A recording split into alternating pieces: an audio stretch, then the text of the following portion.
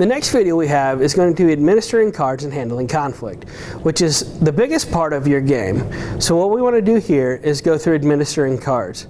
When we administer cards, we want to make sure the player knows that they are receiving a card and they've been put in the book. And either team may sub during this period, and we will restart the game on your whistle and take your time to make sure you get everything right. So if you have a yellow card or a red card in that matter, we need to make sure that the offended person knows they have received the card. We put them in the book properly. Your partner knows that they've been put in the book, and that we restart the game on yours. I understand that as we get towards the later end of the game, that if we have to put somebody in the book and they've been ejected or they've gotten a yellow card, that may take some time. If need be, we can stop the clock to make sure that we fulfill our requirements.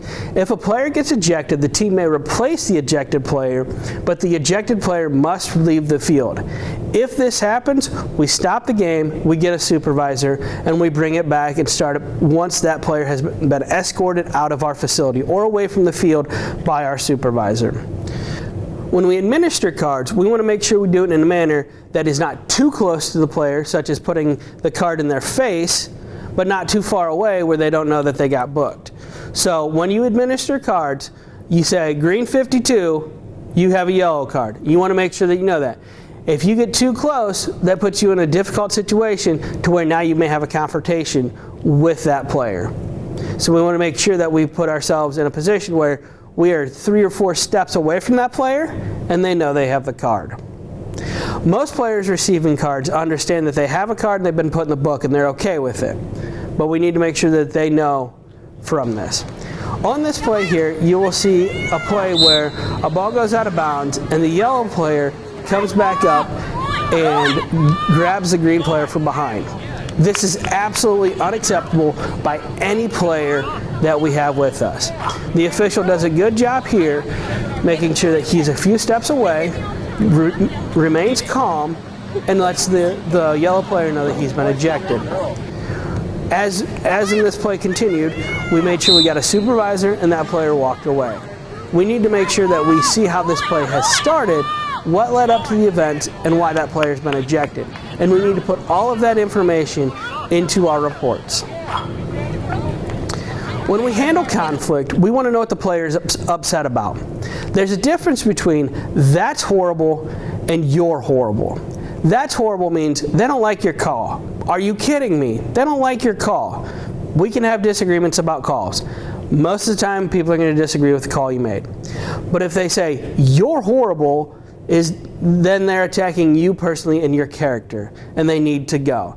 So if they say you're horrible, they're going to leave with a red card. If they drop any kind of profanity, you need to know if it crosses that line for you. If they drop the F-bomb, they need to go.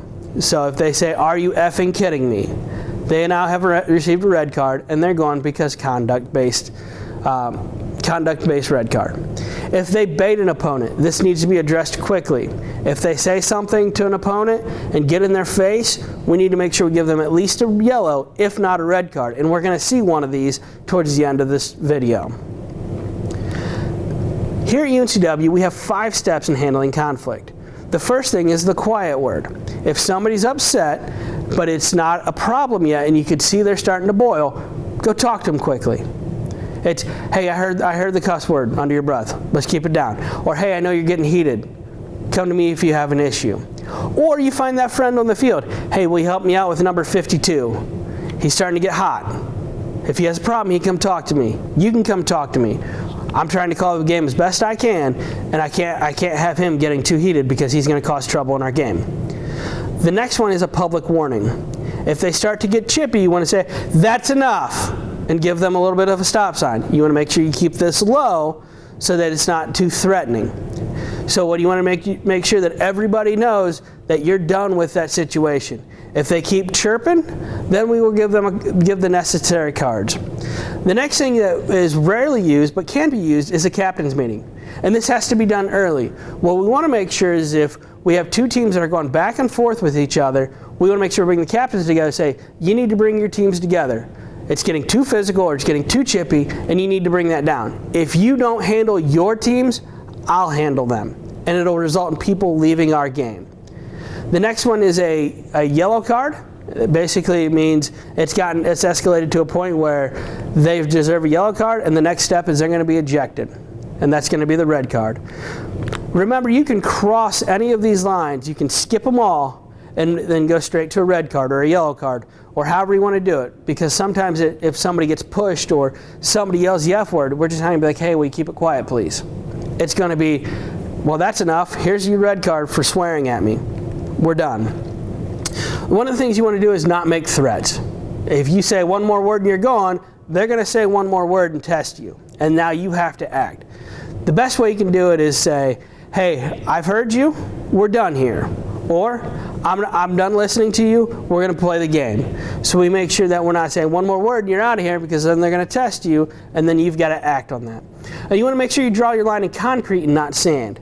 So you draw that line and they cross it, they got to go. What we don't want to do is erase that line, back up another step, erase another line, back up a step, because all that's going to do is create more and more problems for you. So we draw that line in concrete, they cross it, and then we give out the appropriate cards or warnings. The toughest thing about giving out cards is if you've never done it, it's tough to do. So you've got to think of, I remember in training they said this, or I remember this crossed my line or my threshold, I need to give out this card. So if it's a yellow card, give it out. If it's a red card, give it out. You will have our full support when it comes to these kind of events. And if you happen to make a mistake and give out the wrong card, correct it and move forward. Or we'll help correct it with you. So here in this play, you'll see the blue player shoot on goal, miss with an audible F word. Kind of audible. He's not frustrated at you as an official. He's not frustrated at his opponent. He's frustrated with himself. So what you can do is the yellow team goes and retrieves the ball. Hey, blue, I heard you, man. He'll probably say, my bad, I'm sorry. That's all it's going to take in this. If he's done this a couple times, it now can get a little bit louder and say, hey, we've heard you. That's enough. Just to let them know that that's not going to be tolerated in our game. The next play you'll see here is the blue team at this point was beating the red team pretty handily. And the goalkeeper is quite upset that his team is not helping him out and the blue team is just toying with him. In this case, I don't know if I would give the red goalkeeper a card, but I would talk to him. Or talk to his captain and be like, hey, I know he's upset that he just got scored on really easily. He needs to keep his emotions in check. You could also probably talk to the blue team. Hey, what you're doing is showboating, and we're not going to have that. So we need to make sure that we maybe talk to both teams here, but more importantly, talk to the red goalkeeper, talk to the red captain. And more often than not, he's just venting some frustration. He's not frustrated with you. He's not really frustrated with the other team. He's frustrated with his own team in this case. So we just want to make sure that we handle this quickly. Now, what I want to watch here is what happens in goal. You'll see the yellow player and the goalkeeper go at it, and it's tough to see.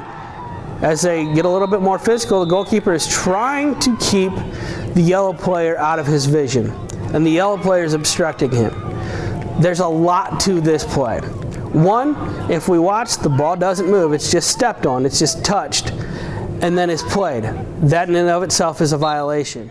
The other thing you see here is we need to make sure that we see the backside official needs to see the goalkeeper and the yellow player doing what they do. As we see this, we can know then who do we give a card to. This is at least a yellow card on the goalkeeper. And then as the play ends, you'll see gold 44 come in and give the double guns to the goalkeeper, and the goalkeeper goes back at him. These two players need to be ejected. The official is walking away without watching any players in this case. The problem for this is things happen behind your back. You always want to make sure we're watching players and we're keeping them in front of you. The sideline I'm not worried about because that's going to be their own team. We need to watch everybody that's out in front of you. Had the official done this, maybe she would have caught at least part of it. The good thing about this video is we got both of these people in an ejection and a several game suspension. So what we want to make sure is that we see this, we see what 10 did, we see what 44 did, and we see what the goalkeeper did. Because what happens here, if we don't get this right away, now the goalkeeper's going to go after 44, and after 10 and 44 are going to go after the goalkeeper, and it's going to cause a mess for you as an official. So make sure when we're giving out cards that we know that a yellow card is on your time as well as a red card. A yellow card, the player does not have to leave the field. A red card, the player has to leave the field and has been ejected. If they get 2 yellow cards, it's a red card and they have to leave. What you remember is that if it's